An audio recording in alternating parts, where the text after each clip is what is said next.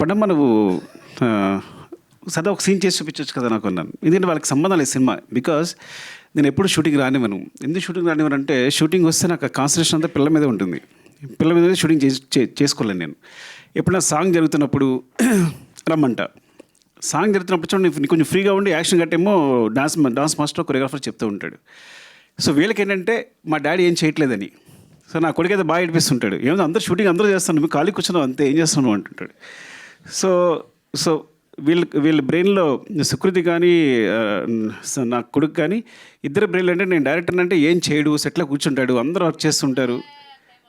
No ఏనండి మీ తమ్ముడు అనుకుంటాడా లేదా చెప్పు, మీ తమ్ముడు అనుకుంటాడా లేదా లేదా? అవునవును, ఓకే, సరే, కరెక్టే, నిజం తను ఎప్పుడు అందదు. బట్ వాడు ఎప్పుడు నా ఉద్దేశంలో వాడికి నేను ఎప్పుడు ఒక డమ్ ఫెలో నేను. సరే, ఓకే, సరే చేయదు, సరే నాకు చూపిస్తుంది.